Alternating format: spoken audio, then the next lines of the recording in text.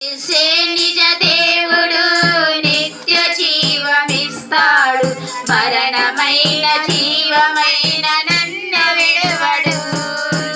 యేసే నిజ దేవుడు నిత్య జీవమిస్తాడు, మరణమైన జీవమైన నన్ను విడువడు.